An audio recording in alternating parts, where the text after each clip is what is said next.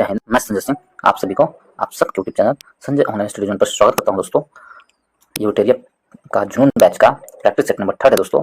और इस practice set में हम लोग देखेंगे आधुनिक भारत का। ये लास्ट वीडियो होगा दोस्तों। इसमें कुछ करंट भी है। यूटेरिया का जून बैच है उसमें प्रैक्टिस सेट लाया गया है चैप्टर वाइज।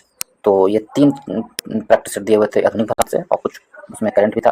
3 में से 2 मैं करवा चुका हूँ और ये तीसरा का सेकंड वीडियो है। कुल मिलाकर 5 वीडियो है जो आधुनिक भारत से है प्रैक्टिस सेट का। और भी मैं धीरे धीरे करके हर सब्जेक्ट कराऊंगा दोस्तों। यदि आप लोग को अच्छा लगता है दोस्तों तो वीडियो को लाइक करें, दोस्तों के ग्रुप में खूब शेयर करें दोस्तों। जहाँ भी ग्रुप है सभी ग्रुप में शेयर करें एंड चैनल को सब्सक्राइब करना ना भूलें। यदि आप नए हैं तो चैनल को जरूर सब्सक्राइब करें दोस्तों। बेल आइकन को भी दबा दें ताकि जो भी वीडियो मैं दूँ उसका नोटिफिकेशन आपको मिलता रहे। तो चलिए आज स्टार्ट करते हैं। आज का पहला प्रश्न, मूलभूत शिक्षा की वर्धा योजना 1937 ईस्वी के संबंध में निम्नलिखित कथनों पर विचार कीजिए। तो वर्धा योजना में जो एक आयोग लाई गई थी, वर्धा योजना लाई गई थी 1937 में, उसके संबंध में विचार करना। वर्धा योजना किससे संबंधित थी? तो मूल शिक्षा किससे है? तो मूल शिक्षा से संबंधित ये सब क्वेश्चन है दोस्तों। तो इसके बारे में क्या है? यह योजना मौलाना अबुल कलाम आजाद की अध्यक्षता वाली समिति के द्वारा तैयार की गई थी।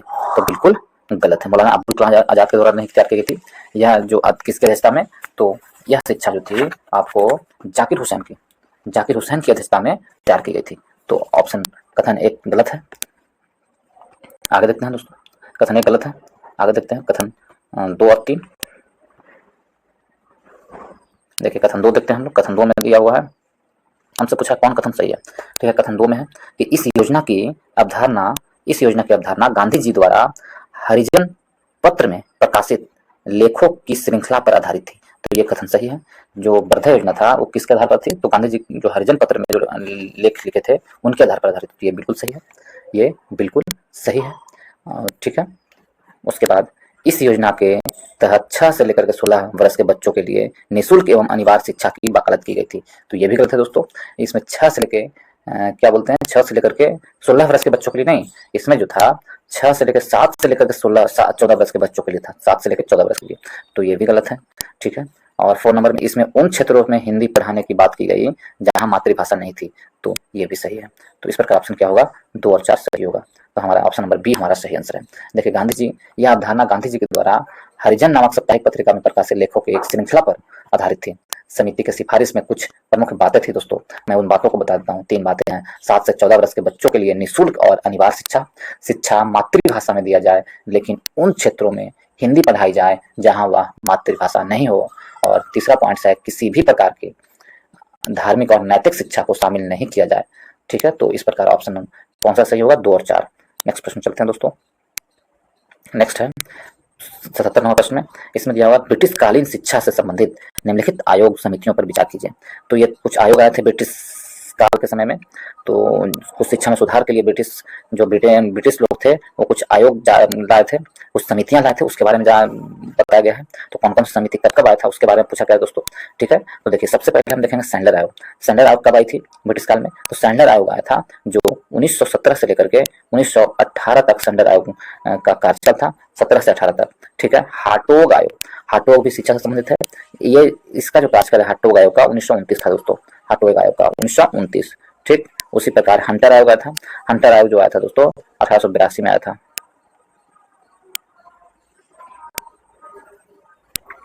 1882-83 में हंटर आयोग आया था। ठीक है। बुट्स का डिस्पैच है जो आपको कब आया था? 1854 में बुट्स का डिस्पैच आया था। 1854 ईस्वी में बुट्स डिस्पैच आया था। और सार्जेंट आयोग जो था, सर्जेंट आयोग, वो 1944 ईस्वी में आया था। सर्जेंट आयोग 1944 में। तो इस प्रकार यदि हम सजाएंगे तो सबसे पहले कौन आएगा? सबसे पहले काल अनुक्रम सजाना है हमको ना। तो सबसे पहले आएगा आपको, सबसे पहला कौन आएगा? 4 बुट्स आयोग 1854। सबसे पहले आएगा बुट्स आयोग 1854। ठीक। उसके बाद आएगा कौन? 1882 से 83। 1882 से 83 हंटर आयोग आएगा। ठीक है। उसके बाद हंटर आयोग के बाद आएगा आपको सैंडलर आयोग आएगा। उसके बाद आएगा आपको हाटोज आयोग आएगा। उसके बाद साटेज आयोग आएगा।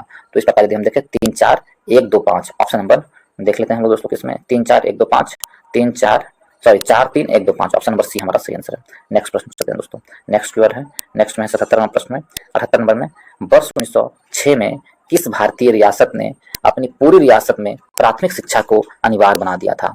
तो कौन सा जो 1906 में कौन सा रियासत था जो पूरी रियासत में प्राथमिक शिक्षा को अनिवार्य बना दिया था। तो प्राथमिक शिक्षा में सुधार की गई थी, उसके अनुसार अनिवार्य बना दिया था। वो कौन सा रियासत था? तो वह रियासत का नाम था बड़ोदरा रियासत। ऑप्शन नंबर ए हमारा सही आंसर है। बड़ोदरा रियासत ने अपनी पूरी शिक्षा पर लागू करवा दिया था 1906 में। बड़ोदरा रियासत के प्रगतिशील गायकवाड़ शासक ने अपनी पूरी रियासत में अनिवार्य प्राथमिक शिक्षा को प्रारंभ कर दिया था। इसके बाद राष्ट्रवादी नेताओं ने भी सरकार से पूरी ब्रिटिश भारत में इस व्यवस्था को लागू करने का आग्रह किया था। तो ऑप्शन नंबर ए हमारा सही आंसर है, बड़ोदरा रियासत ने। नेक्स्ट जो चलते हैं दोस्तों, नेक्स्ट में दिया गया है बड़ोदरा रियासत है, ठीक है। नेक्स्ट है हमारा आपको 79 नंबर प्रश्न। 79 में है विभिन्न भारतीय विश्वविद्यालय के बीच समन्वय स्थापित करने के लिए इंटर यूनिवर्सिटी बोर्ड की स्थापना कब की गई थी? तो विभिन्न विश्वविद्यालयों के बीच समन्वय स्थापित करने के लिए इंटर यूनिवर्सिटी बोर्ड की स्थापना वर्ष 1925 में की गई थी दोस्तों। ऑप्शन नंबर सी हमारा सही आंसर है।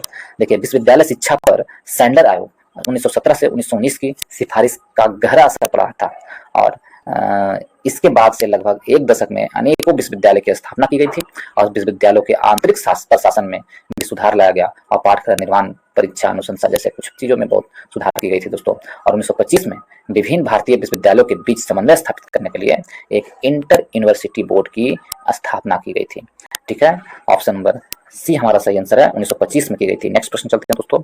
नेक्स्ट प्रश्न में दिया हुआ है, नेक्स्ट में 18 नंबर प्रश्न में अखिल भारतीय, इसमें दिया गया है अखिल भारतीय किसान सभा जिसकी स्थापना अप्रैल 1936 में की गई थी, के प्रथम सचिव कौन थे? इसके प्रथम सचिव कौन थे? तो इसके जो प्रथम सचिव थे अखिल भारतीय किसान सभा जो सचिव पूछा गया है, तो प्रथम सचिव कौन थे? एजी रंगा थे। ऑप्शन नंबर डी हमारा सही आंसर है, एजी रंगा इसके प्रथम सचिव थे और प्रथम अध्यक्ष सहजानंद सरस्वती थे।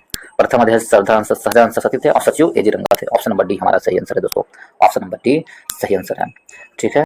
तो जो अखिल भारतीय किसान सभा की स्थापना हुई थी, इसकी स्थापना अप्रैल 1936 में की गई थी और कहाँ? लखनऊ में की गई थी दोस्तों, 1936 में लखनऊ में, ठीक है। स्वामी सहजानंद सरस्वती उस सभा के पहले अध्यक्ष थे और एनजी रंगा इसके पहले सचिव बनाए गए थे और वर्ष 1936 में अखिल भारतीय किसान सभा सम्मेलन फैजपुर में आयोजित किया गया। पहला आयोजन फैजपुर में किया गया। 1937 के प्रांतीय चुनाव हेतु जारी की गई कांग्रेस की घोषणा पत्र के अनेक प्रावधान अखिल भारतीय किसान सभा के एजेंडे में प्रभावित थे। तो ऑप्शन नंबर डी हमारा सही आंसर, एनजी रंगा सचिव थे और सहजानंद सरस्वती अध्यक्ष थे। नेक्स्ट प्रश्न चलते हैं दोस्तों। नेक्स्ट प्रश्न में है 81 नंबर प्रश्न में, 81 नंबर प्रश्न में दिया गया है, 81 नंबर प्रश्न में दिया गया दोस्तों, बिहार प्रांतीय किसान सभा ने किस वर्ष जमींदारी उन्मूलन से संबंधित प्रस्ताव पारित किया था? तो बिहार प्रांतीय किसान सभा ने किस वर्ष जमींदारी उन्मूलन से संबंधित प्रस्ताव पारित किया था? तो ये किसान सभा जो है वो किस वर्ष? 1935 में, 1935 में जारी किया था। ऑप्शन नंबर बी हमारा सही आंसर है। नेक्स्ट चलते हैं दोस्तों। नेक्स्ट में दिया गया है आपको, नेक्स्ट में प्रश्न नंबर 82 में दिया हुआ निम्नलिखित में से किस आंदोलन का संबंध बंगाल से नहीं था? तो कौन से आंदोलन का संबंध बंगाल से नहीं है? यदि हम देखें तो ये जो आंदोलन है आपको कीर्ति आंदोलन, जिसका संबंध बंगाल से नहीं है। ऑप्शन नंबर ए हमारा सही आंसर है। कीर्ति आंदोलन पंजाब से संबंधित है दोस्तों। कीर्ति आंदोलन कहाँ हुआ था? पंजाब में, और यह आंदोलन 1926 से लेकर 29 तक किया गया था पंजाब में कीर्ति आंदोलन। और कीर्ति आंदोलन जो पंजाब में हुआ था और किसान सभा श्रमिकों तथा किसानों की एक पार्टी के द्वारा की गई थी। उद्देश्य क्या था? क्रांतिकारी गतिविधियों के लिए किसानों, औद्योगिक श्रमिकों और निम्न वेतन प्राप्त करने वाले अन्य शहरी मजदूरों को संगठित करना था, उसका मुख्य उद्देश्य था। बाकी हम देखें इसमें तेभागा किसान आंदोलन जो था आपको 1940 के दशक में बंगाल में हुआ था, तेभागा किसान आंदोलन, ठीक है। पवना कृषि विद्रोह आपको 1873 से 76 के बीच में बंगाल में हुआ था और उसके बाद नील विद्रोह 1859 से लेकर 60 के बीच बंगाल में हुआ था। तो इस प्रकार ऑप्शन नंबर ए हमारा सही आंसर है, कीर्ति आंदोलन बंगाल की नहीं है। नेक्स्ट क्वेश्चन चलते हैं दोस्तों। सूची बनाना है दोस्तों। इसमें सूची में दिया हुआ है कुछ अधिनियम और कानून है, उसको 1 से 2 मिलाना है। तो हम लोग देखते हैं, कोशिश करते हैं मिलाने की। यदि मिल जाता है तो अच्छी बात है। देखिए, दक्कन कृषक राहत अधिनियम। तो दक्कन कृषक राहत अधिनियम है, कब लाई गई थी? दक्कन कृषक राहत अधिनियम 1879 से लाई गई थी, ये बिल्कुल सही है। बंगाल काश्तकारी अधिनियम कब लाई गई थी? तो 1885 में बंगाल काश्तकारी अधिनियम लाई थी। और उसके बाद मलाबार टेनेंसी एक्ट 1929 में लाई गई थी। मलाबार टेनेंसी एक्ट कब लाई थी? 1929 में। और वर्गदार अधिनियम 1949 में। वर्गदार अधिनियम कब लाई थी? 1949 में। तो इस प्रकार यदि हम देखें तो क्या आंसर होगा? ऑप्शन नंबर बी हमारा सही आंसर होगा। 1 2 3 4 सही का सही आंसर, सभी का सभी आंसर मेरा सही है। नेक्स्ट चलते हैं दोस्तों। नेक्स्ट में दिया गया है देखिए इसमें डिटेल्स दिया गया है दोस्तों। दक्कन राहत अधिनियम 1879 ईस्वी में पश्चिम भारत के दक्कन किसान आंदोलन 1874 से 79 में समाप्त करने के लिए लाया गया था। बंगाल काश्तकारी अधिनियम 1885 ईस्वी में पवना विद्रोह 1873 से 76 के प्रभाव को पूर्णतः समाप्त करने के लिए लाया गया था। और मलाबार टेनेंसी एक्ट 1829 ईस्वी में लाया गया था। मोपला किस लिए लाया गया था? मोपला किस कृषक आंदोलन के बाद लाया गया था। और हालांकि इस एक्ट में संशोधन कर वर्ष 1938 में किसानों के लिए ने फिर से महत्वपूर्ण आंदोलन शुरू कर दिए थे। नेक्स्ट प्रश्न चलते हैं दोस्तों। इसमें फिर बरगदार अधिनियम 1949 में लाया गया था और 1940 के दशक को बंगाल में तेभाग आंदोलन से को प्रभाव को खत्म कर दिया था। तो इस प्रकार ऑप्शन नंबर क्या होगा?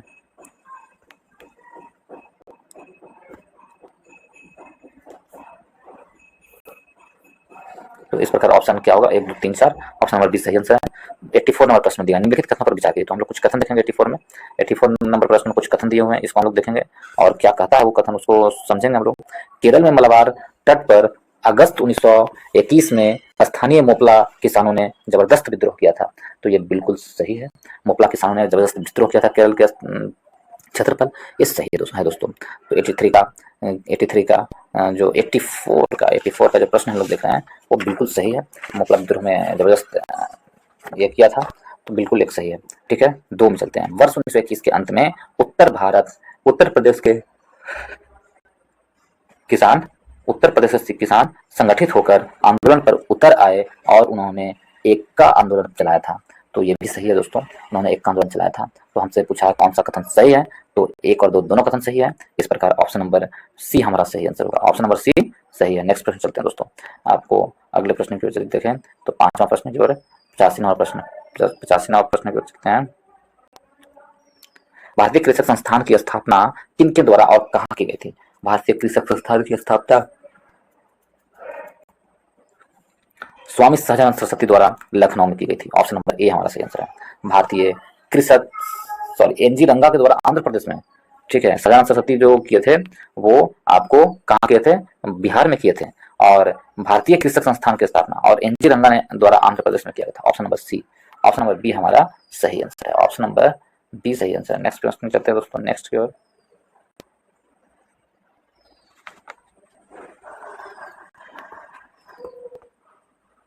निम्नलिखित में से किन्हें भारत में ट्रेड यूनियन आंदोलन का जनक माना जाता है या कहा जाता है? ट्रेड यूनियन आंदोलन का जनक किसे कहते हैं, ये प्रश्न पूछा है। तो ट्रेड यूनियन आंदोलन का जनक हम लोग किसे कहते हैं? ट्रेड यूनियन आंदोलन का जनक हम लोग नारायण मेधाजी लोखंडे को क्या बोलते हैं? ट्रेड यूनियन आंदोलन का जनक मानते हैं। ऑप्शन नंबर सी हमारा सही है। सी हमारा सही आंसर होगा। नेक्स्ट प्रश्न चलते हैं दोस्तों। 87 नंबर प्रश्न की ओर। 87 नंबर प्रश्न में है कि आपको भारत के आधुनिक पद्धति पर आधारित पहला प्रमुख ट्रेड यूनियन कौन सा है? भारत के आधुनिक पद्धति पर आधारित पहला ट्रेड यूनियन कौन सा है? तो आपको कोलकाता होगा। कौन सा है? कोलकाता नहीं, यह है मद्रास भारत में आधुनिक पद्धति पर आधारित पहला प्रमुख ट्रेड यूनियन कौन सा है? तो मद्रास लेबर यूनियन है। ऑप्शन नंबर बी हमारा सही आंसर है। नेक्स्ट पे चलते हैं दोस्तों। थोड़ा फास्ट करेंगे दोस्तों, क्या है कि लंबा वीडियो हो जाएगा। साम्राज्यवाद एवं सैन्यवाद पूंजीवाद की जुड़वा संतानें हैं। ठीक है, उपरोक्त प्रसिद्ध कथन किसकी? ठीक है, तो प्रसिद्ध कथन किस भारतीय का है? Lala Lajpat Rai, CF Andrews, MN Roy, Subhash Chandra Bose. यह जो कथन है यह किन्होंने कहा था? तो यह कथन लाला लाजपत राय को द्वारा किया गया था। ऑप्शन नंबर ए हमारा सही आंसर है। नेक्स्ट प्रश्न चलते हैं दोस्तों। नेक्स्ट में चलते हैं।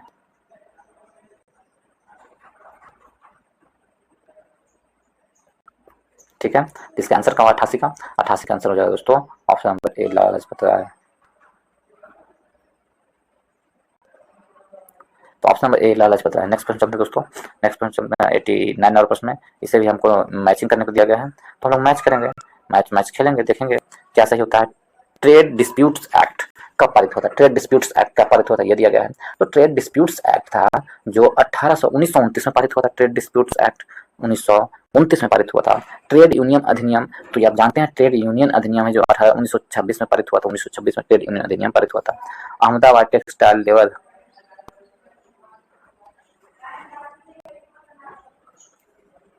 एसोसिएशन की स्थापना कहाँ की गई थी? अहमदाबाद टेक्सटाइल लेबर एसोसिएशन की स्थापना यदि हम देखें तो इसकी स्थापना 1 में 1918 में की गई थी। और भारतीय राष्ट्रीय कांग्रेस का गया अधिवेशन कहाँ हुई थी? भारतीय राष्ट्रीय कांग्रेस का गया अधिवेशन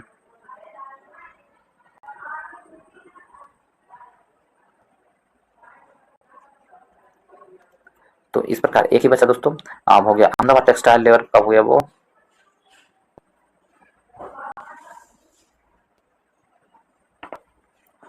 इस प्रकार यदि मैचिंग करें दोस्तों कौन सा होगा? मैचिंग होगा 4-3-1-2। 4-3-1-2 कौन सा है? 4-3-1-2 ऑप्शन नंबर बी हमारा सही आंसर है। नेक्स्ट प्रश्न चलते हैं दोस्तों। नेक्स्ट में दिया गया है, नेक्स्ट 90 नंबर प्रश्न पे चलते हैं। सॉरी, हम लोग यहाँ पर 86 हो गया। हाँ 90 नंबर प्रश्न पे चलते हैं हम लोग। ठीक है दोस्तों, 90 नंबर प्रश्न में 90 नंबर प्रश्न क्या कहता है ये सब हम लोग देखेंगे।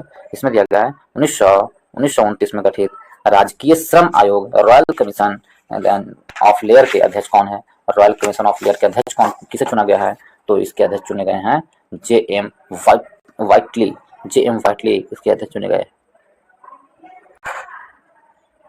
ऑप्शन नंबर ए हमारा सही आंसर है। 8 अप्रैल नहीं, जे.एम. वाइट ने 1929 में लाए गए ट्रेड यूनियन एक्ट और पब्लिक सेफ्टी ऑर्डिनरी का देश भर में व्यापक विरोध हो रहा था। इसी विरोध के प्रदर्शन को करने और बाहरी सरकार तक अपनी आवाज को सुनाने के लिए क्रांतिकारी भगत सिंह और बटुकेश्वर दत्त के ने केंद्रीय विधानसभा में बम फेंका था।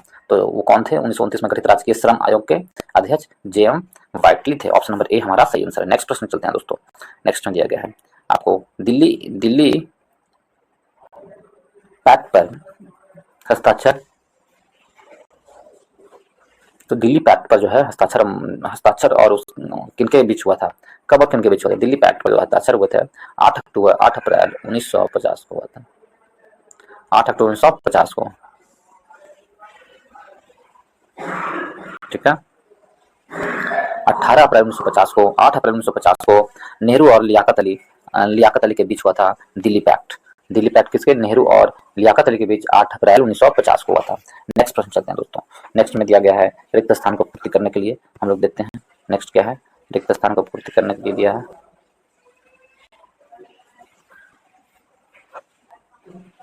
30 जनवरी 1948 को खालिस्तान में नाथूराम गॉडसे ने महात्मा गांधी की हत्या की थी। तो नाथूराम गॉडसे ने महात्मा गांधी की हत्या जो की थी 30 जनवरी 1948 को बिरला भवन नई दिल्ली में किया था। कौन सा भवन? बिरला भवन नई दिल्ली में। ऑप्शन नंबर ए हमारा सही आंसर है। ऑप्शन नंबर ए सही आंसर है। क्या है? ऑप्शन नंबर ए सही आंसर है। बिरला भवन नई दिल्ली में ऑप्शन सही आंसर है। नेक्स्ट प्रश्न चलते हैं दोस्तों। नेक्स्ट में दिया गया है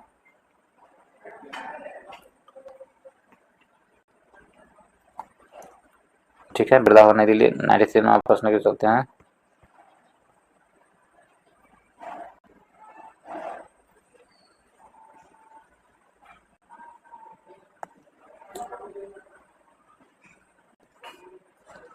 ठीक है, तो क्या हो जाएगा? ऑप्शन नंबर ए। नेक्स्ट प्रश्न चलता है 93 नंबर प्रश्न की ओर दोस्तों। 93 में दिया गया है 93 नंबर प्रश्न में क्या है कि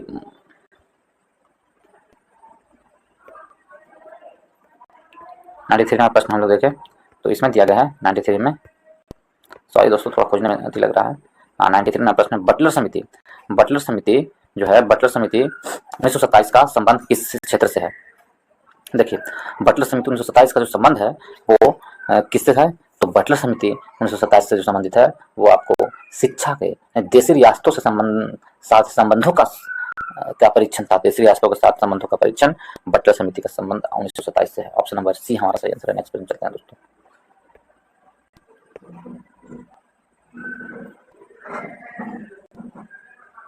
ठीक है, नेक्स्ट प्रश्न चलते हैं दोस्तों। बटलर समिति किससे है? देशी रियासत के साथ संबंधों का परीक्षण करने के लिए। नेक्स्ट प्रश्न चलते हैं दोस्तों। सूची 1 सूची 2 को मिलाकर 94 में मिलाइए, ध्यान कीजिए। इसमें है एक समान संघ की नीति। एक समान संघ की नीति किसमें दिया गया है? तो भारत सरकार एक समान संघ की नीति भारत सरकार अधिनियम 1935 से 47 के बीच में अधीनस्थ पार्थक्य की नीति अधीनस्थ पार्थक्य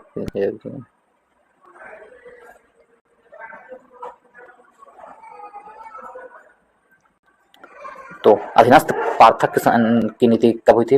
यदि हम इसको देखें दोस्तों, अधीनस्थ पार्थक्य की नीति 1/4 2 होगा। ठीक है, 1813 से लेकर 1857 तक। घेरे की नीति रिंग फेंस की नीति कब हुई थी? तो 1765 से लेकर के 1765 से रिंग फेंस की नीति जो है कब से कब हुई थी?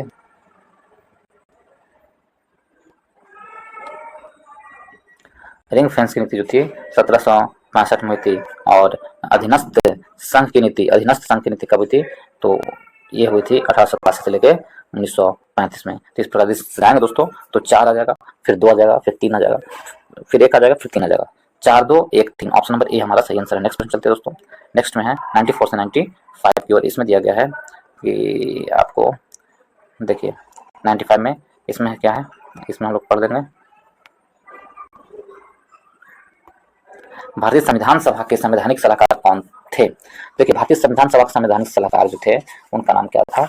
वह जो थे आपको भारतीय संविधान सभा के संवैधानिक सलाहकार B.N. नरसिंह राव, बेनेगल नरसिंह राव थे। ऑप्शन नंबर बी हमारा सही आंसर है, बेनेगल नरसिंह राव थे। ठीक है, ऑप्शन नंबर बी सही आंसर। नेक्स्ट प्रश्न चलते हैं दोस्तों। नेक्स्ट में दिया गया है, नेक्स्ट है 96 नंबर प्रश्न में। 96 नंबर प्रश्न में दिया गया है कि बर्मा वर्तमान समय में म्यांमार जिसको कहते हैं का विलय ब्रिटिश साम्राज्य के अंतर्गत किया गया।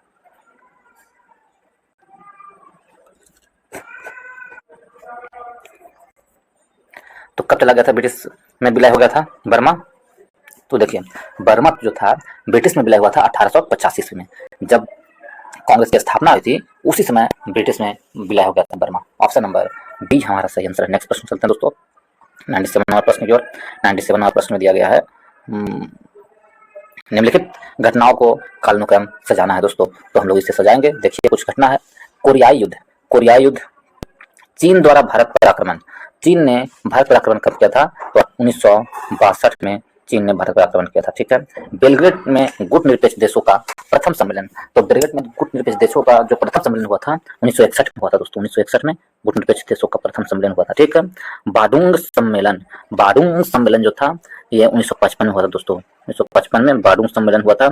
और कोरिया युद्ध हुआ था 1952 से लेकर के 53 के बीच में कोरिया युद्ध हुआ था। यदि इसे आप मैच करेंगे दोस्तों, कालानुक्रम से जाइएगा तो कौन होगा? सबसे पहले होगा कोरिया युद्ध 52 से लेकर 53, उसके बाद कौन होगा?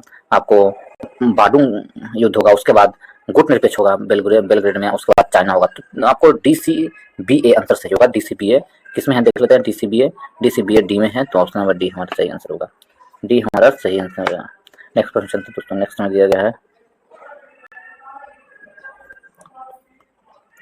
आगे की ओर 97 से 19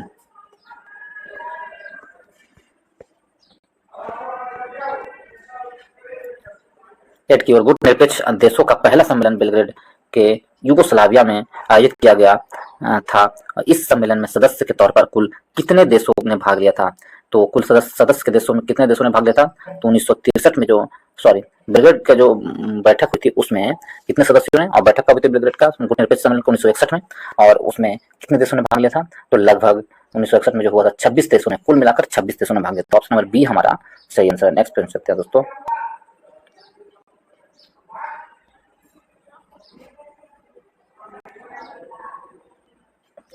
क्या आंसर होगा?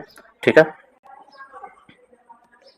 भारत और अमेरिका के बीच आणविक ऊर्जा के असैन्य उपयोग के संबंध में समझौता किस वर्ष की गई थी? तो यह समझौता किस वर्ष की गई थी दोस्तों? यह समझौता 1963 में की गई थी। ऑप्शन नंबर बी हमारा सही आंसर है, 1963 में। ठीक है, भारत और अमेरिका के बीच मध्य आणविक ऊर्जा के असैन्य उपयोग के संबंध में समझौता 1963 में किया गया था। नेक्स्ट प्रश्न 100 नंबर प्रश्न पे चलते हैं दोस्तों।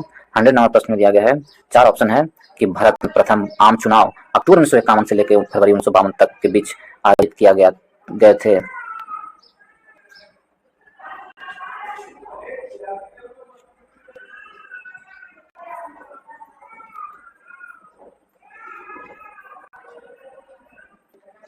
ठीक है, तो इस प्रकार से देखें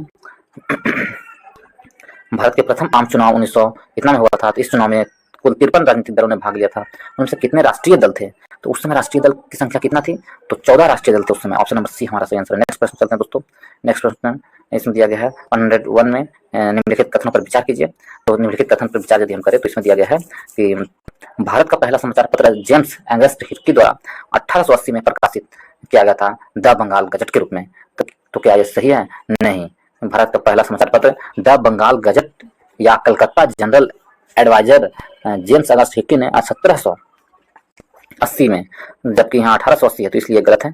ठीक, सरकार के प्रति आलोचनात्मक रवैया अपनाने के कारण 1882 में इसका मुद्रांकन जब्त कर दिया था।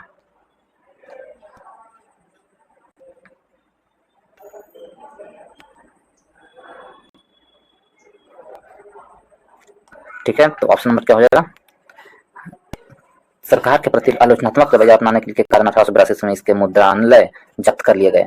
तो क्या ये सही है? तो ये भी गलत है, नहीं किए गए थे। ना तो एक सही है ना ही दो सही। ऑप्शन नंबर डी हमारा सही आंसर होगा।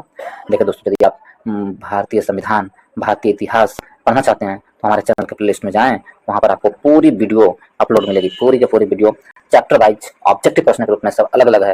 आप जाके देखिए उसको और उसके बाद प्रैक्टिस बनाएं, काफी लाभ मिलेगा दोस्तों। यदि आप लोग को अच्छा लगता है दोस्तों तो वीडियो को लाइक करें, दोस्तों के ग्रुप में शेयर करें और चैनल को सब्सक्राइब करना ना भूलें। वीडियो को जरूर से जरूर शेयर करें दोस्तों, और आप नए हैं तो जरूर उसको सब्सक्राइब कर लें और सारे एजुकेशनल ग्रुप में आप भेज दें। चलिए 102 नंबर प्रश्न में, भारतीय प्रेस के विनिमय के संबंध में निम्नलिखित कथनों पर विचार कीजिए। भारतीय प्रेस के विनिमय के संबंध में क्या कथन है उसके बारे में विचार करने के लिए कहा जा रहा है। तो देखते हैं क्या कथन दिया गया है भारतीय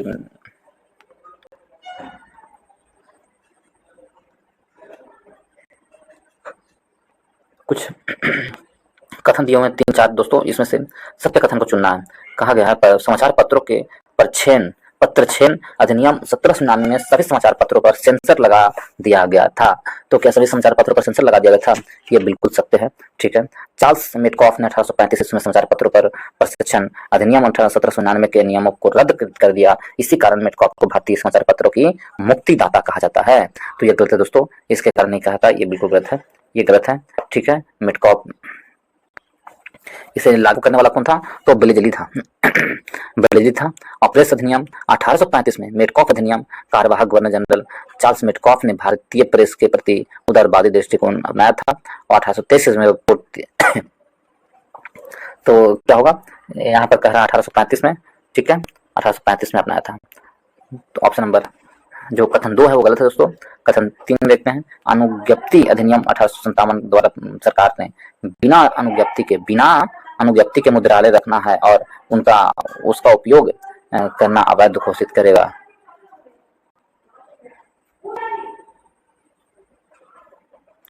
तो इस प्रकार यदि हम देखें तो कौन कौन सही है,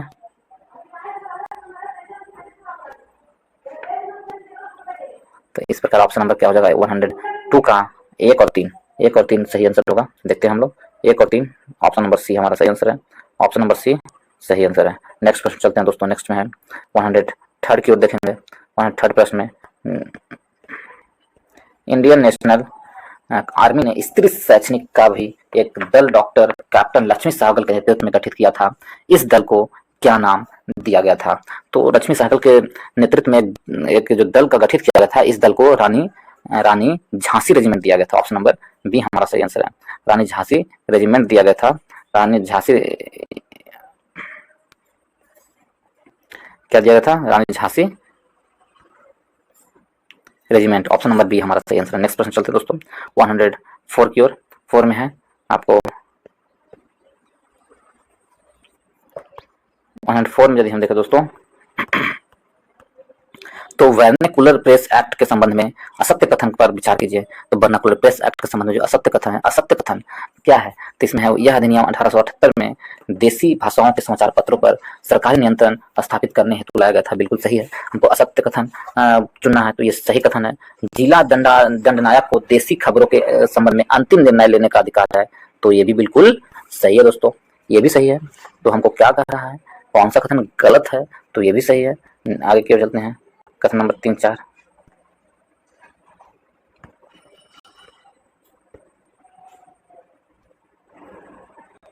इंडियन नेशनल आर्मी ने स्त्री सैनिकों का भी एक दल डॉक्टर कैप्टन, ये तो पढ़े थे दोस्तों। आगे हम लोग आते हैं, इसी का है 4 नंबर प्रश्न का सी में कि अमृत बाजार पत्रिका के कार्यवाही से बचने के लिए रातों रात अंग्रेजी भाषा से समाचार पत्रों में, तो ऑप्शन नंबर सी भी सही है।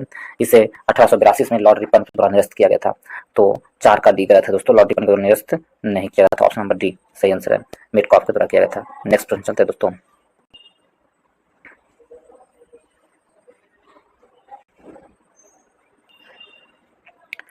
ठीक है, तो आंसर डी हो गया। नेक्स्ट प्रश्न चलते हैं दोस्तों आगे की ओर। आगे दिया हुआ है 5 नंबर प्रश्न की ओर, इसे ही मैच करना है दोस्तों। मैच करते हैं। महाराष्ट्र में कर न अदायगी अभियान, महाराष्ट्र में जो कल कर न अदायगी अभियान है कब किया गया था, इस सब काल क्रम से जाना है। तो महाराष्ट्र में काल न अदायगी अभियान 1896 से लेकर के 1896 से लेकर के 97 के बीच चला था दोस्तों, 97 के बीच। और देखिए कपास पर उत्पादन शुल्क आरोपित किए जाने के विरोध में महाराष्ट्र में विदेशी कपड़ों का बहिष्कार हुआ था।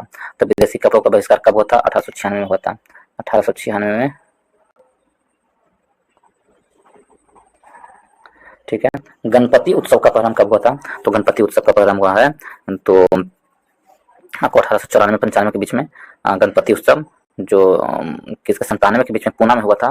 तिलक ने शुरुआत की थी गणपति उत्सव 1897 ईस्वी में, 1897 में, ठीक है। नेक्स्ट प्रश्न चलते हैं। नेक्स्ट कथन है पूना में प्लेग से निपटने हेतु सरकारी प्रयासों का समर्थन करना। तो प्लेग से निपटने हेतु सरकारी 1897 में ही किया था, ठीक है। तो सबसे पहले कौन आएगा? 3 2 1 4 आएगा। सबसे पहले 3 आएगा, उसके बाद 2 आएगा, फिर 1 आएगा। तो ऑप्शन नंबर क्या है? 3 2 1 4, 3 2 1 4, ऑप्शन नंबर बी हमारा सही आंसर है। 1 नंबर प्रश्न। आगे क्यों चलते हैं।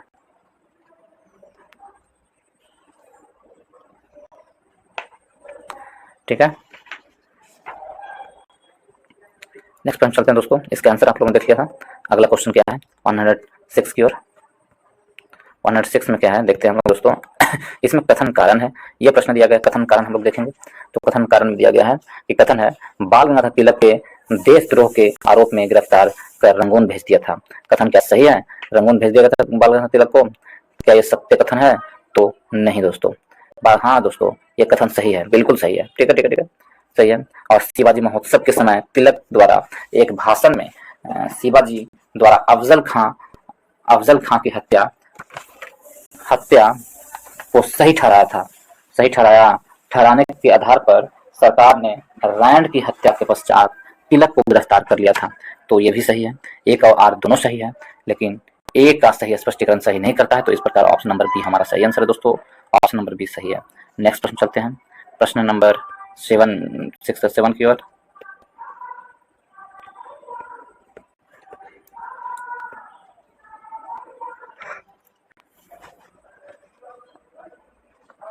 भारतीय समाचार पत्र अधिनियम 1910 के संबंध में निम्नलिखित कथनों पर विचार कीजिए।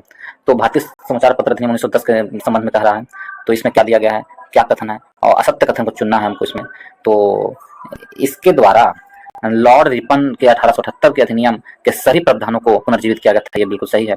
सरकार को अखबारों, ये बिल्कुल गलत है दोस्तों, ये गलत है। हमसे असत्य क्वेश्चन का प्रश्न पूछने कह रहा है। इसमें कहा है असत्य कथन को चयन करें, तो फर्स्ट ही सत्य है, बाकी सब देखते हैं। सरकार को अखबारों के पंजीकरण रद्द करने के लिए का अधिनियम लाया गया था, ये भी सही है। जो समाचार पत्र अधिनियम 1910 में लाया था उसको रद्द करने के लिए थे, 2 सही है।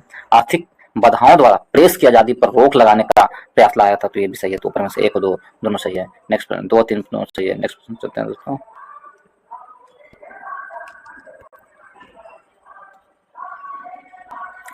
तो इसका कथन क्या हो? केवल ए गलत है, बाकी सब सही है। अब हम लोग 8 नंबर प्रश्न को चलते हैं। 8 नंबर प्रश्न में क्या दिया गया है कि वर्ष 1921 में किसकी अध्यक्षता में प्रेस की समिति का गठन किया गया था? तो तेज बहादुर सप्रू की अध्यक्षता में प्रेस की समिति का गठन किया गया था वर्ष 1921 में। ऑप्शन नंबर बी हमारा सही आंसर है। नेक्स्ट प्रश्न चलते हैं दोस्तों। 109 नंबर प्रश्न में निम्नलिखित में से कथन पर विचार करना है। देखिए थोड़ा इसलिए लंबा होता है वीडियो दोस्तों, कथन पर खाली विचार करने के लिए देता है। वॉरेन हेस्टिंग ने 1784 ईस्वी में कलकत्ता में मद्रास की स्थापना की थी। कलकत्ता में मदरसा की स्थापना की थी वॉरेन हेस्टिंग ने 1784 में। हमसे पूछा है इसमें सत्य कथन को चयन कीजिए। तो नहीं, 1784 ईस्वी में मद्रास में नहीं, 1781 में वॉरेन हेस्टिंग ने कलकत्ता में मदरसा की स्थापना की थी, ना कि 84 में। तो ऑप्शन कथन एक गलत है। ठीक है। और कथन 2, 1791 में बनारस संस्कृत कॉलेज की स्थापना जोनाथन डंकन द्वारा किया गया था। तो ये बिल्कुल सही है दोस्तों, डंकन ने किया था। ये सही है, ये सही है, 2 सही है। 1800 में लॉर्ड ब्लेजली ने सैनिक अधिकारी को शिक्षा से ये पोर्टफोलियो कॉलेज की स्थापना की थी। तो ये गलत है। तो केवल 2 मेरा सही है। इस प्रकार ऑप्शन नंबर बी हमारा सही आंसर है। नेक्स्ट पर चलते हैं दोस्तों।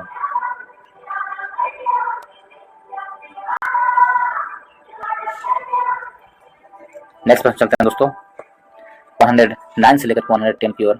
110 में है, 10 प्रश्न में है आंग्ल प्राच्य विवाद किससे संबंधित है? ठीक है। तो इसका आंसर क्या होगा दोस्तों? इसका आंसर हम लोग देखते हैं आगे की ओर। आगे प्रश्न में इसका आंसर है शिक्षा प्रदान करने के लिए दिया गया था। ऑप्शन नंबर सी हमारा सही आंसर है। ठीक है, गुड। नेक्स्ट प्रश्न चलते हैं दोस्तों, थोड़ा फास्ट करना होगा दोस्तों। ठीक है, आगे है मैकाले के स्मरण पत्र 1835 के संबंध में निम्नलिखित कथनों पर विचार कीजिए। तो कुछ कथन दिए हुए हैं मैकाले के स्मरण पत्र का। कौन सा कथन सत्य है? तो मैकाले के कथन पर दिया हुआ है कि उसने अपने स्मरण पत्र में अंग्रेजी भाषा में शिक्षा की वकालत की थी? तो ऑप्शन नंबर ए हमारा सही आंसर है। कथन ए केवल सही है, बाकी सब गलत है, तो ऑप्शन नंबर ए हमारा सही आंसर है दोस्तों। नेक्स्ट प्रश्न चलते दोस्तों। नेक्स्ट प्रश्न 111 से 112 में, चार्ल्स वुड डिस्पैच की सिफारिश के संबंध में क्या असत्य है? इसमें असत्य को चुनना है। इसमें असत्य कौन सा है चार्ल्स वुड डिस्पैच में? तो इसमें स्पष्ट असत्य है कि इसने सरकारी तथा निजी शिक्षण संस्थानों में धर्मनिरपेक्ष शिक्षा पर बल दिया है। ये असत्य है। बाकी सत्य क्या है? सरकार द्वारा जन साधारण की शिक्षा को उत्तरदायित्व स्वयं वहन करें और इसने उच्च शिक्षा का माध्यम अंग्रेजी तथा स्कूल स्तर की शिक्षा का माध्यम देसी भाषाओं को बनाने का सुझाव दिया था। तो ए और बी सही है, सी गलत है दोस्तों। तो ऑप्शन नंबर सी हमारा सही आंसर है। ठीक है, 113 नंबर प्रश्न क्यों चलते हैं हम लोग। 113 में कहा जा रहा है इसमें कि 112 तो हो गया दोस्तों। 113 नंबर प्रश्न हम यदि देखें तो इसमें दिया गया है, ब्रिटिश संसद ने रॉयल स्टाइल्स नामक अधिनियम कब पारित किया था? तो ब्रिटिश संसद ने रॉयल स्टाइल्स नामक जो पारित किया था वो वर्ष 1776 ईस्वी में पारित किया था। वर्ष 1776 में रॉयल स्टाइल्स नामक अधिनियम पारित किया था। ऑप्शन नंबर सी हमारा सही आंसर है। नेक्स्ट प्रश्न चलते हैं दोस्तों। स्वतंत्र भारत के प्रथम चुनाव के संबंध में निम्नलिखित कथन पर विचार कीजिए। तो प्रथम चुनाव के संबंध में निम्नलिखित कथन क्या है उसके बारे में जानकारी हम लोग लेंगे। तो उसमें यदि हम देखें तो उसमें था, चलिए, कुल लोकसभा की 489 सीटों के लिए चुनाव होगा, ये ठीक है। और उसके बाद चुनाव के पश्चात प्रथम लोकसभा के पहले अध्यक्ष गणेश वासुदेव मावलंकर थे, तो ये भी सही है। एक और दोनों सही है। ऑप्शन नंबर सी हमारा सही आंसर होगा दोस्तों। नेक्स्ट प्रश्न चलते हैं दोस्तों 115 नंबर प्रश्न की ओर। 15 नंबर प्रश्न में दिया अखिल भारतीय किसान सभा के संबंध में अत्यंत कौन सा असत्य है? कौन सा कथन सत्य नहीं है, यानी क्या सत्य है, कहने का मतलब यह है। तो इसमें से हम देखें तो 1937 में प्रांतीय चुनाव जारी किए घोषणा पत्र में भारतीय किसान सभा के एजेंडों को शामिल नहीं थे, ये गलत है। या फिर थे, सही कौन है? इस सभा की स्थापना अप्रैल 1936 के लखनऊ में की गई थी। इस सभा में किसान घोषणा पत्र जारी किया गया था। 1936 में अखिल भारतीय किसान सभा का सम्मेलन फैजपुर में आयोजित किया गया था। ये सभी सही है, लेकिन ऑप्शन नंबर डी सही नहीं है। इस प्रकार ऑप्शन नंबर डी हमारा सही आंसर होगा दोस्तों। नेक्स्ट प्रश्न चलते हैं 115 से 116 नंबर प्रश्न की ओर। 16 में कहा गया है, इसे हम लोग देख लें। 16 नंबर प्रश्न में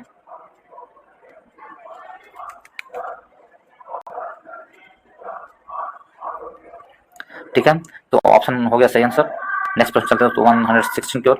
16 है, कैबिनेट मिशन योजना के अंतर्गत 2 सितंबर 1946 को गठित अंतरिम सरकार के कार्यकारिणी परिषद के उपाध्यक्ष किसे नियुक्त किया गया था? अंतरिम सरकार के कार्यकारिणी परिषद के उपाध्यक्ष किसे नियुक्त किया गया था, जो 2 सितंबर 1946 में लाया गया था? तो इसके उपाध्यक्ष के रूप में किसे चुने थे? जवाहरलाल नेहरू को चुना गया था। ऑप्शन नंबर ए हमारा सही आंसर है। नेक्स्ट प्रश्न चलते हैं दोस्तों 117 नंबर प्रश्न में 1945-46 के प्रांतीय चुनाव के पश्चात किस प्रांत में खिज्र हयात खान के नेतृत्व में सरकार का गठन किया गया था?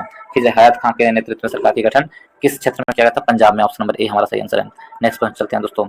इसमें दिया गया है 17-18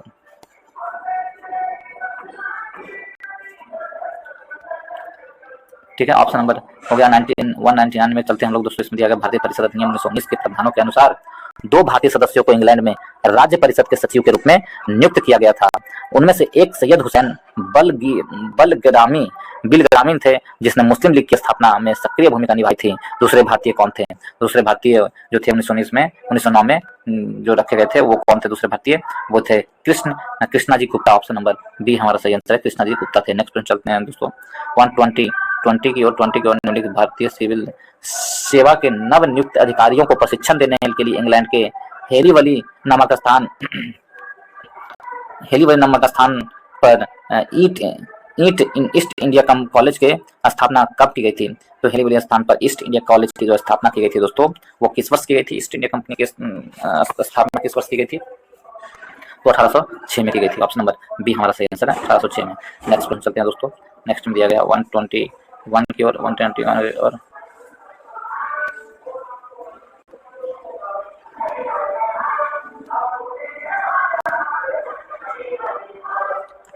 तो इसका आंसर हो गया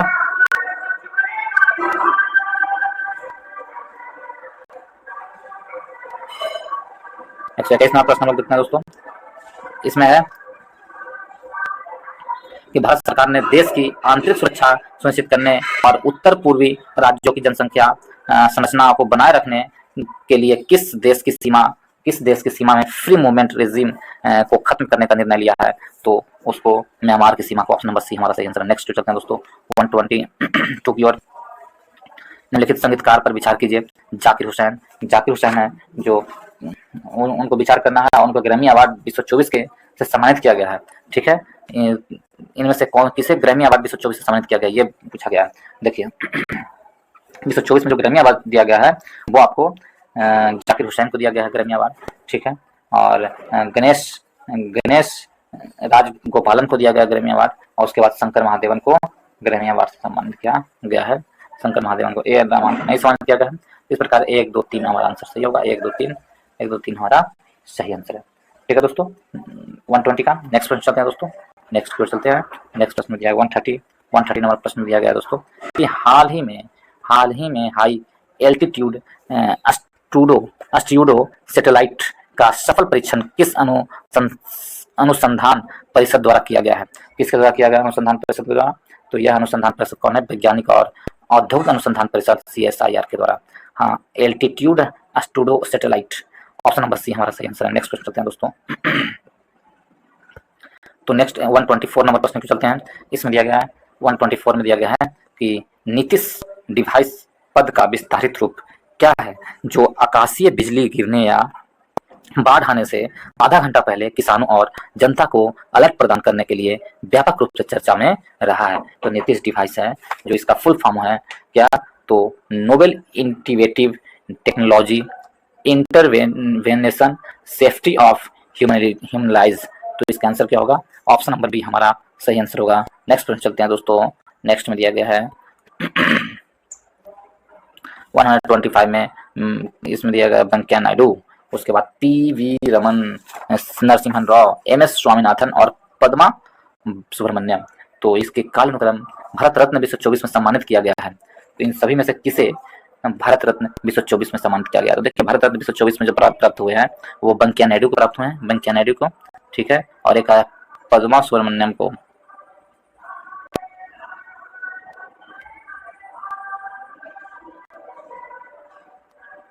तो इसका किनको किनको मिला है? पद्मानाथ स्वामी को और वेंकैया नायडू को। तो ऑप्शन नंबर 1 और 4, तो ऑप्शन कौन सही होगा दोस्तों? 1 और 4 किसमें है? तो ऑप्शन नंबर डी हमारा सही आंसर होगा। ऑप्शन नंबर डी सही आंसर है। ठीक है, नेक्स्ट प्रश्न चलते हैं दोस्तों। नेक्स्ट प्रश्न क्या है? तो नेक्स्ट 126 में है। 126 में है, देखिए मरणोपरांत जो 2024 में दिया गया है भारत रत्न से सम्मानित व्यक्ति की सूची क्या है? लाल कृष्ण आडवाणी भारत रत्न प्राप्त किया गया है 2024 में। लाल कृष्ण आडवाणी को, कर्पूरी ठाकुर को, चौधरी चरण सिंह को, नरसिम्हन राव को और MS स्वामीनाथन को दिया गया है। ठीक है, नेक्स्ट प्रश्न चलते हैं दोस्तों। ये सब करेंट है, निम्नलिखित को मिलान सही नहीं है। किसका मिलान सही नहीं है? तो 126 में दिया गया है किसका मिलान सही नहीं है। इस प्रश्न को देखें दोस्तों, तो इसमें हम यदि देखें तो किसका मिलान सही नहीं है, ये जो है आपको कंबाला पंजाब, इसका मिलान सही नहीं है। कंबाला पंजाब में नहीं है। ऑप्शन नंबर डी हमारा सही आंसर है। इसका मिलान सही नहीं, कंबाला पंजाब गलत है। कंबाला है जो कर्नाटक में, ना कि पंजाब में। होरी हब्बा कर्नाटक में है। जल्लीकट्टू तमिलनाडु समेत है। धोरिया गोवा में है। तो ऑप्शन नंबर डी हमारा सही आंसर है। नेक्स्ट प्रश्न चलते हैं दोस्तों। ठीक है, और 1927-14 में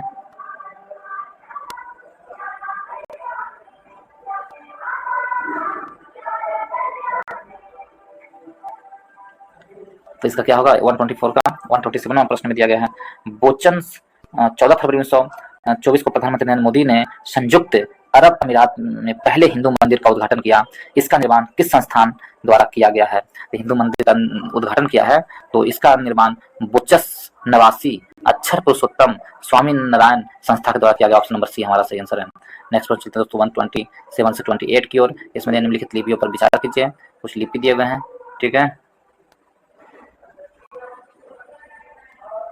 तो इस कथन में कौन सा सही है?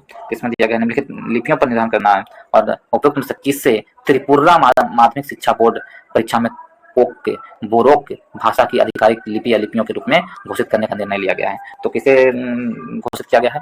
देवनागरी लिपि और रोमन लिपि को, सॉरी बंगाली लिपि और रोमन लिपि को, बंगाली और रोमन को। 1 और 3 हमारा सही आंसर होगा। 1 और 3 ऑप्शन नंबर सी हमारा सही आंसर है। नेक्स्ट प्रश्न चलते हैं दोस्तों। नेक्स्ट में दिया गया है 129 नंबर प्रश्न में बिहार सरकार की 3E मिशन मोड का संबंध किससे है? तो बिहार सरकार के 3E मिशन मोड किससे संबंधित है? बिहार सरकार के 3 मिशन मोड है जो आपको ट्रैफिक से संबंधित है। ऑप्शन नंबर सी हमारा सही आंसर है। नेक्स्ट प्रश्न चलते हैं। 3 मिशन क्या है? ट्रैफिक से संबंधित है। नेक्स्ट प्रश्न चलते हैं। हाल ही में केंद्रीय पतन आयोग, पतन या पोत परिवहन और जलमार्ग मंत्रालय सर्बानंद सोनोवाल द्वारा बिहार के कालू घाट पर अंतर्राष्ट्रीय बंदरगाह का उद्घाटन किया। कालू घाट किस जिले में स्थित है? देखिए भाई, कालू घाट जो है आपको कहाँ पर स्थित है? सारण जिले में स्थित है कालू घाट। ऑप्शन नंबर डी हमारा सही आंसर है। 15 फरवरी को यह बंदरगाह का 30 मीटर और 150 मीटर लंबा है, इसका 30 मीटर चौड़ा और 150 मीटर लंबा है। कालू घाट बंदरगाह गंगा में विकसित राष्ट्रीय जलमार्ग संख्या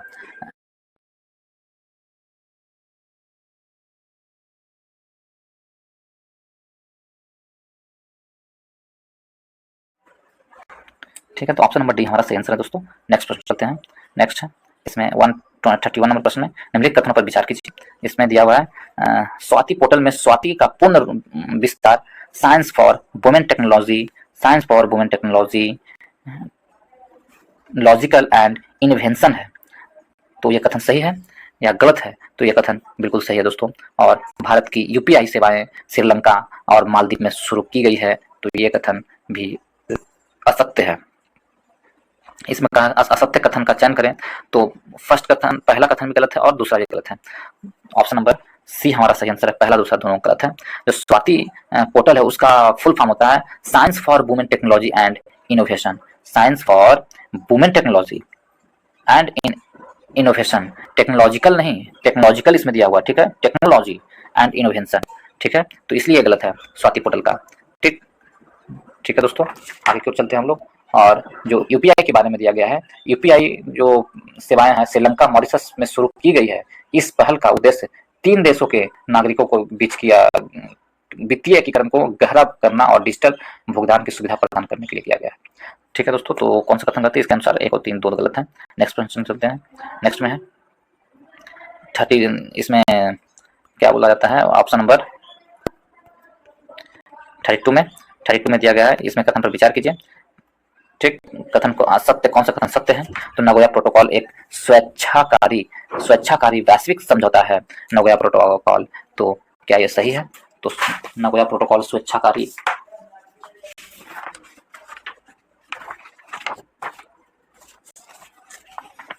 तो बिल्कुल सही है दोस्तों, ये बिल्कुल सही है। ठीक है, फर्स्ट का बिल्कुल सही है। और नगोया प्रोटोकॉल संसाधन उपयोग से होने वाले लाभों का उचित बंटवारा सुनिश्चित करता है, ये गलत है। और भारत 11 मई 2011 को इसका अनुसमर्थन किया था, तो ये भी गलत है। हमसे पूछा है कौन सा सही है, तो केवल एक और एक सही है। ऑप्शन नंबर ए हमारा सही आंसर है। नेक्स्ट प्रश्न चलते हैं दोस्तों।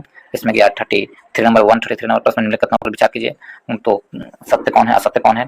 यूपीआई यूरोपीय संघ ने 2040 तक ग्रीन हाउस गैस उत्सर्जन को 1990 से के स्तर से 55% कम करने की लक्ष्य को घोषणा की है।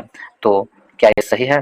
तो ये गलत है। 7वां हिंद महासागर सम्मेलन का थीम एक स्थिर और टिकाऊ हिंद महासागर की ओर है, तो दूसरा सही है। तो इस प्रकार ऑप्शन नंबर बी हमारा सही आंसर है। नेक्स्ट प्रश्न चलते हैं दोस्तों। नेक्स्ट में दिया गया है, नेक्स्ट है 134वां प्रश्न में कथनों पर विचार कीजिए। कथन है, निम्नलिखित कथनों पर विचार कीजिए। डिब्रूगढ़ पहले फ्यूचर स्किल्स शिखर सम्मेलन की मेजबानी कर रहा है। डिब्रूगढ़ है जो पहले स्किल्स फ्यूचर की मेजबानी कर रहा है, नहीं, ये गलत है।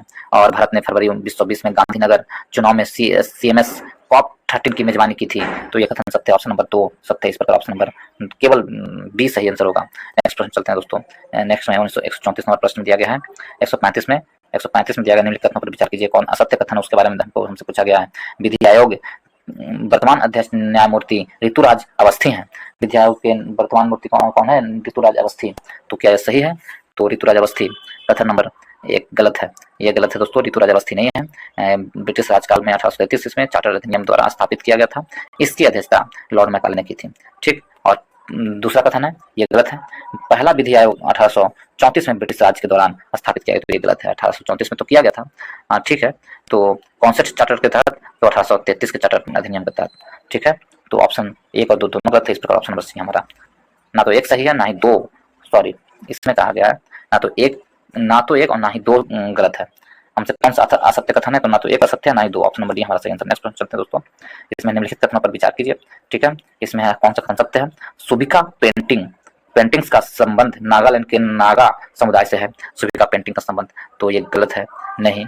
और सुबिका पेंटिंग विलुप्त होने के कगार पर है, तो यह कथन सही है। ऑप्शन नंबर बी हमारा सही आंसर है, केवल और केवल बी सही है। नेक्स्ट प्रश्न चलते हैं दोस्तों। नेक्स्ट में है 37 नंबर, निम्नलिखित में से कथन पर विचार कीजिए, कौन सा सत्य कथन है उसके पर। हाल ही में कृषि मंत्रालय के द्वारा ग्रो रिपोर्ट लॉन्च किया गया है, तो कौन सा ये कथन सही है? कृषि मंत्रालय द्वारा लॉन्च किया गया? नहीं, इसके तहत भारत के सभी जिलों में कृषि वानिकी उपयुक्त होने का आकलन करने के लिए पोर्टल रिपोर्ट सेंसिंग और जीआईएस तकनीक का उपयोग किया जाएगा, तो केवल 2 सही है, बाकी एक गलत है। इस प्रकार ऑप्शन नंबर 2 सही आंसर होगा। नेक्स्ट प्रश्न चलते हैं दोस्तों।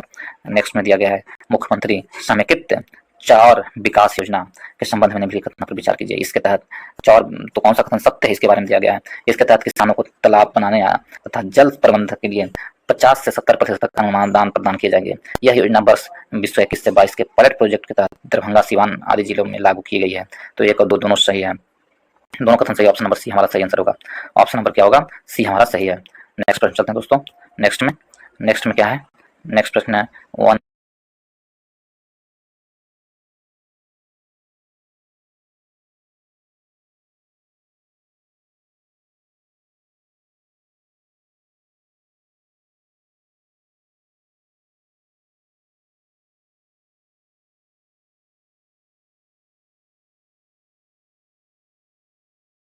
38वां ज्ञानपीठ पुरस्कार केवल उर्दू कवि गुलजार को। ऑप्शन नंबर ए। कौन सा कथन असत्य है? तो ऑप्शन नंबर ए हमारा असत्य है, और जीएस कुरुप पहले ज्ञानपीठ पुरस्कार थे, ये सही है, बाकी फर्स्ट गलत है। नेक्स्ट प्रश्न चलते हैं दोस्तों।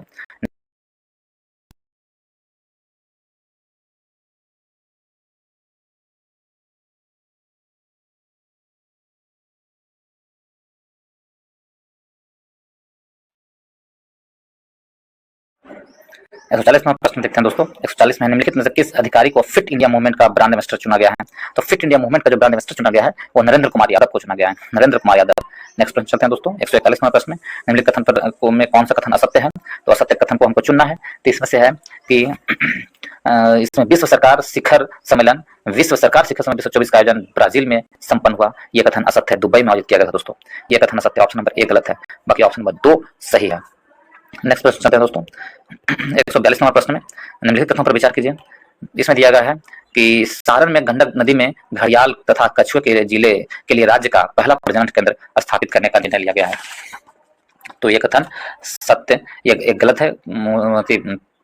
सारण में नहीं, बेतिया में गंडक नदी में घड़ियाल का, बेतिया में, सारण नहीं है, तो ये कथन गलत है। तो आपसे पूछा कौन सा कथन सत्य है, तो कौन सा कथन सत्य है? इस कार्य हेतु अमेरिका के कैलिफोर्निया स्थित लॉस एंजल्स चिड़ियाघर बिहार की मदद करेगी, तो केवल कथन 2 सही है। नेक्स्ट प्रश्न चलते हैं दोस्तों। इसमें दिया गया है 143 में डॉक्टर हेज जी गिगॉब का निधन हो गया है, वह संबंधित है। हेज जी गिगॉब का निधन वो किससे संबंधित है? वह नामीबिया से संबंधित है। ऑप्शन नंबर सी हमारा सही आंसर है।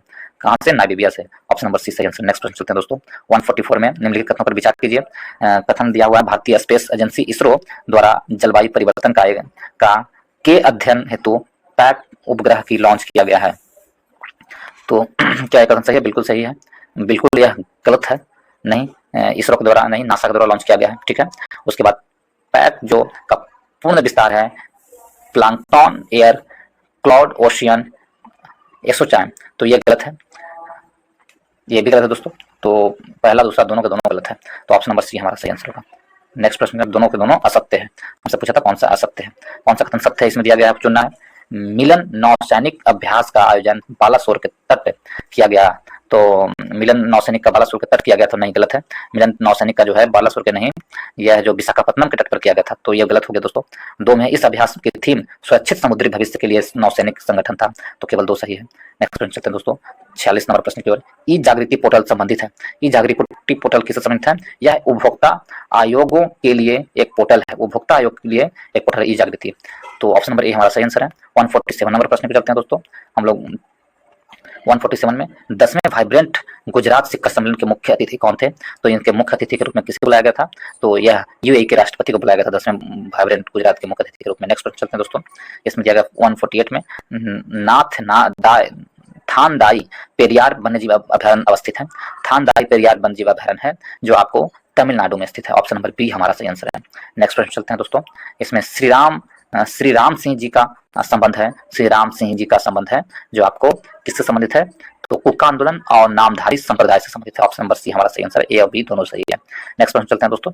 नेक्स्ट एंड लास्ट प्रश्न की ओर दोस्तों, यदि आप लोग को अच्छा लगा हो तो वीडियो को लाइक करें, दोस्तों ग्रुप में शेयर करें। यदि आप किसी प्रकार जीके पढ़ना चाहते हैं तो हमारे चैनल के प्लेलिस्ट में जाएं, वहाँ पर हमारी पब्लिकेशन का जीके उपलब्ध है, आप उसे जाकर पढ़ सकते हैं दोस्तों और लाभ उठा सकते हैं। चलिए लास्ट प्रश्न देखते हैं, किस राज्य के गुप्तेश्वर वन को राज्य के चौथे जैव विविधता स्थल के रूप में मान्यता दी गई है? किस राज्य के गुप्तेश्वर वन को? तो यह उड़ीसा राज्य के गुप्तेश्वर वन को दिया गया। ऑप्शन नंबर सी हमारा सही आंसर है। इसके साथ ही इस वीडियो को समाप्त करते हैं दोस्तों। इस वीडियो को देखने के लिए बहुत बहुत धन्यवाद। यदि आप लोग इसे आप लोग को अच्छा लगा हो तो वीडियो को जरूर से जरूर लाइक करें, दोस्तों ग्रुप में खूब शेयर करें दोस्तों, और आप नए हैं तो चैनल को सब्सक्राइब करना ना भूलें।